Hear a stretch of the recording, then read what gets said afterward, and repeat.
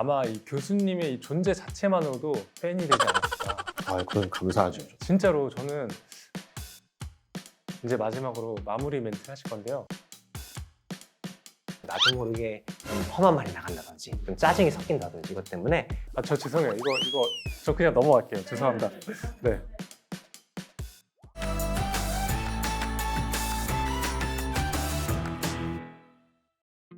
안녕하세요. 네. 보라밀 병원 장애인 의료자문 교수단과 함께하는 장애인 건강TV 있다 진행을 맡은 미라클의 박위입니다. 반갑습니다. 몸의 건강을 챙기는 것만큼 중요한 것이 마음 건강을 챙기는 것 아닐까 하는데요. 오늘은 정신건강 관리에 대해 이야기를 나눠보는 시간을 가져보도록 하겠습니다. 안녕하세요. 안녕하세요. 저는 서울특별시 보라밀병원 정신건강의학과 전문의 최치현입니다. 만나서 반갑습니다. 네, 안녕하세요. 서울특별시 부병원의 휠체어단 재활의학과 의사 김동구입니다. 격하게 반갑습니다. 왜냐면 제가 지금 휠체어 타신 게스트 처음이거든요. 지금 마음이 좀 편해지고 있습니다. 저도 마음이 편하네요. 사실 세계에서 판매되는 약 순위에서 우울증 치료제가 10위 안에 들 정도로 우울증은 매우 흔한 병이라고들 하잖아요. 그리고 현대인 100명 가운데 15명가량은 일생에 한 번쯤은 우울증에 걸린다고 하기도 하고요. 네, 맞습니다. 그만큼 현대 사회에서 많은 분들이 다양한 정서적, 정신적 어려움을 겪고 계신데요. 2020년 보건복지부 통계에 따르면 비장애인이 우울과 불안 장애를 겪는 경우가 각각 4.3%, 6.1%인 것에 반해 장애인이 겪는 경우는 13.2%, 14.8%로 약 2배 정도 높은 것으로 나와 있습니다.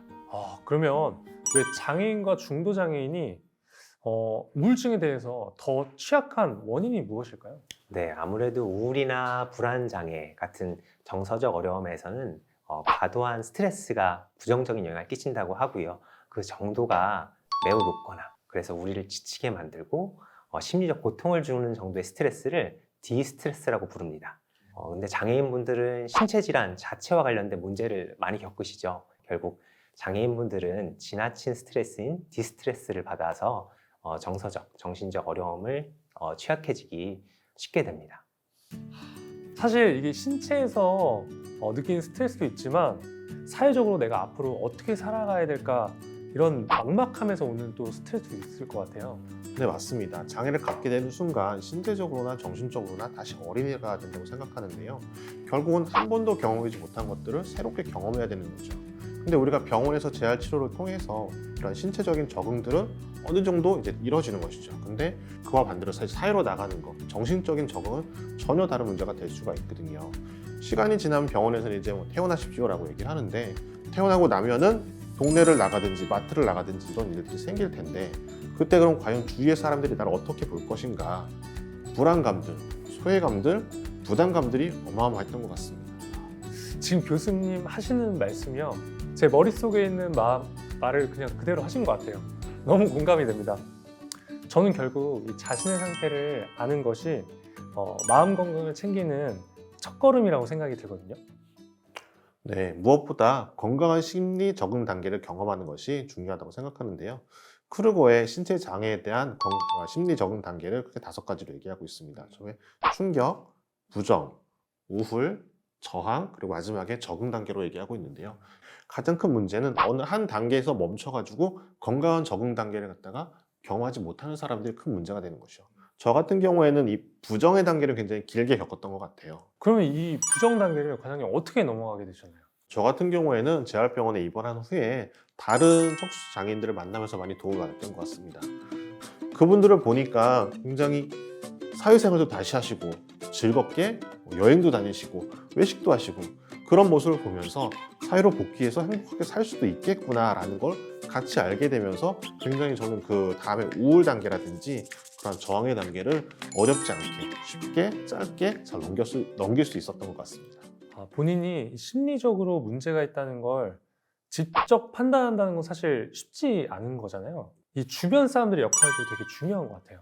그렇죠. 아무래도 옆에 있는 가족분들께서는 안타까운 마음에 좀 밖에 나가서 사람도 만나보고 뭔가 운동도 열심히 하고 그래야지 왜 이렇게 무기력하고 그래. 그러니까 더 우울하거나 불안한 거 아니야. 노력이 부족하다. 이런 식으로 접근하시는 분이 있는데 노력과 의지 문제가 아닌 거죠. 우리가 감기에 걸려서 열이 났다고 해서 열이 난 게 의지가 부족해서 그런 건 아니잖아요. 그래서 너무 힘들어한다고 하면 오늘 좀 힘들구나, 다음번에 같이 해보자, 이런 옆에서 지켜봐주는 그런 존재가 되는 게 더 필요할 수 있을 것 같습니다. 이게 내가 장애를 어떻게 받아들이고 반응하냐에 따라 삶이 달라질 수 있는 것 같거든요. 하나씩 바꿔가면서 적응을 해 나가는 게 중요한 것 같은데요. 네, 맞습니다. 앞서 이야기 드렸듯이 장애를 갖게 되는 순간 아주 새로운 것들을 경험해야 되는 어린아이가 되는 거거든요. 그렇다면 그 사람은 결국은 한 번도 경험해보지 못한 것들을 새로 경험해야 되는 건데, 이미 경험했던 장애인들을 통해서 그분들에게 경험을 얻고 정보를 공유하고 그런 거를 통해서 많은 용기를 얻을 수 있다고 생각합니다. 결국 저희가 이렇게 방송을 만들고 있는 것도 그런 경험들을 나눠드리고 싶어서 만들고 있는 거잖아요. 네, 맞습니다. 저도 이 주변을 돌아볼 여유가 생겼을 때 이제야 우리 엄마, 우리 아빠, 내 동생이 그 시간을 어떻게 보냈을까라는 생각이 들기도 했었거든요. 이 장애인분들의 가족들도 자신을 잘 챙겨야겠다는 생각이 들어요. 우리나라가 가족 간의 정이 굉장히 끈끈하잖아요. 이게 재활을 하는 데 있어서 굉장히 큰 도움도 되기도 하는데, 당사자뿐만 아니라 가족에게도 한편으로는 되게 어려운 점으로 되는 경우도 많습니다. 예를 들어 우리가 어린이날이 되거나 크리스마스가 되면은 아이들을 데리고 외식도 하고 여행도 하고 해야 되는 거예요. 근데 우리 아버지가 저기 지금 병원에 저러고 계시는데 어떻게 우리가 여행을 가냐, 죄스러워서 우리가 어떻게 해야 되냐. 근데 문제가 이런 기간들이 한 주, 두 주, 한 달, 두 달이 아니라는 거예요. 굉장히 긴 시간 동안 가족의 행복이 사라질 수밖에 없다는 거죠. 근데 이제 저 같은 경우는요, 제가 오히려 다치기 전에는 가족들이 잘 모이지 못했던 것 같아요. 저는 오히려 제가 병원 생활하면서 가족들과 맨날 같이 밥 먹고 맨날 보게 되니까 저는 오히려 그 시간들이 행복한 시간으로 느껴졌었어요. 그래서 제 동생한테 제가 한번 야, 너한테 장애란 무엇이야? 이렇게 질문한 적이 있어요. 근데 동생이 장애는 우리 가족을 단단하게 묶어준 하나의 끈이라고 이렇게 말한 적이 있었거든요. 저는 개인적으로 이 영상을 보시는 분들이 이 한 분의 고통을 위해서 우리 같이 함께 고통을 아파하는 것보다는 우리가 이 시간을 통해서 우리 가족이 하나가 돼서 같이 밥 먹을 수 있는 시간도 생기고 같이 대화할 수 있는 시간도 생기고, 이렇게 우리가 지금 현재 누릴 수 있는 것들을 바라보는 시간들을 좀 더 행복한 시간으로 그 재활 과정이 남지 않을까. 우리 정신과에서 말하는 것 중에 하나가 상황 자체도 중요한데 상황을 어떻게 바라보느냐가 중요하다고 했거든요. 물론 장애라는 것은 누구나 좀 피하고 싶고 이런 사건이었을 수 있지만 그 상황에서도 우리가 그걸 어떻게 바라보는지, 이 기회를 통해서 우리가 가족들이 함께 모일 수 있는 행복감도 같이 느낄 수 있다면 사실은 그거는 어떤 정신건강 관리에 가장 중요한 키이지 않을까, 이런 생각을 했습니다. 좀 실질적인 팁을 하나 드리자면, 이 마음이 내가 여유가 있어야지 사실 상대방한테도 잘 할 수 있고 어떻게 보면 조금 더 잘 돌볼 수도 있는 거잖아요. 하루 중에 10분, 20분이라도 좋으니 가족분 본인을 위한 시간을 가져보는 건 필요할 것 같습니다. 좋아하는 음악을 들어도 좋고 잠시 산책을 해도 좋으니 10분, 20분만 그 시간만 본인을 위한 시간을 가져보자라고 제가 꼭 말씀드립니다. 지금 여러분은 이따TV 정신건강편을 보고 계십니다. 구독과 좋아요. 알람 설정 부탁드립니다. 저는 이런 이야기를 들으면요, 장애인 그리고 이제 가족들한테 적합한 프로그램이 있다면 좋겠다는 생각이 들더라고요. 이 체계화된 시스템이 없다 보니까 다들 그냥 그 시행착오를 계속 겪으시는 것 같아요. 네, 프로그램을 얘기하셨는데 서울시에도 지역장애인 의료센터라는 게 있거든요. 제가 속해 있는 보라매 병원에도 남부지역장애인 보건의료센터가 있고요.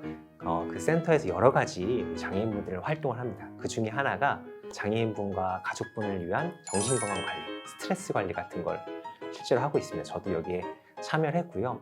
정신건강뿐만 아니라 의료 서비스도 받을 수 있고요. 많은 분들께서 지역센터에 방문하셔서 좀 실질적인 도움을 받으셨으면 좋겠습니다.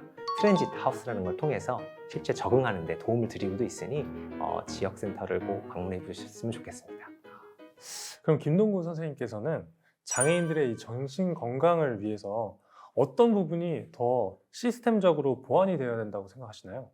사실 우리가 이제 사회 나가서 생활하다 보면은 어려운 일 당연히 겪게 되거든요. 휠체어를 타고 생활하다 보면은 그때 가서 우리 너무 힘드시니까 정신건강의학과 진료 한번 보시면 어떨까요? 아니면 심리상담 한번 받아보세요라고 하면은 그때 가서는 굉장히 거부감들을 많이 갖게 되세요. 그렇기 때문에 초기부터 그 퇴원 후까지 꾸준히 이루어지는 그런 상담이 꼭 있었으면 좋겠고요. 그리고 마지막으로는 우리 그 비장애인 분들도 굉장히 어떤 스트레스를 풀기 위해서 신체적인 활동들을 굉장히 많이 하시잖아요. 저희 같은 장애인들도 퇴근해서 주말이나 이럴 때 나가서 스포츠 활동하고 레저 활동하고 이러한 것들이 좀 할 수 있는 그런 여건이 된다 그러면은 굉장히 좋을 것 같습니다. 오늘 이 정신건강에 대한 이야기를 나눠봤는데요. 두 분 마지막으로 자신의 장애 때문에 정신적으로 힘들어하고 계신 분들께 어떤 말씀을 전하고 싶으신가요? 아까 말씀드린 것처럼 우리 정서적 어려움이 있을 때는 필요하다면 꼭 도움을 받으셨으면 좋겠고요. 아까 제가 말씀드린 것처럼 내가 조금 힘들어하면 주저하지 말고 전문가나 아니면 아까 말씀드렸던 지역 장애인 센터에 방문하셔서 실질적인 도움을 받으셨으면 좋겠습니다. 그래서 조금이나마 장애인분들 가족분들께 내 마음이 좀 편안해지셨으면 좋겠습니다. 물론 지금 우리가 다치고 불편해 있는 이 상황은 굉장히 힘들고 막막한 그런 상황은 당연한 겁니다. 우리가 그 상황은 바꿀 수는 없잖아요. 저나 박이님처럼 이렇게 먼저 그런 것들을 극복한 분들을 통해서 우리가 비록 몸은 불편하지만 다시 행복한 삶으로 갈 수 있다는 걸 꼭 기억하셨으면 좋겠습니다. 저는 너무 비록 처음에 전신마비 진단을 받고 내가 과연 내 인생을 정말 잘 영위해 나갈 수 있을까? 이런 걱정도 많이 했었는데 지금도 손가락이 뭐 정상은 아니지만 처음엔 가족들이 밥을 떠먹여줘야 했었는데 지금은 제가 스스로 이제 밥을 먹을 수 있거든요. 근데 이렇게 스스로 내가 밥을 먹을 수 있게 되었을 때 그 행복감은 제 자신에 있는 어떤 마음의 아픔이나 이런 것들이 완전히 회복되는 그런 경험들을 했어요. 그래서 포기하지 마시고 충분히 하실 수 있습니다.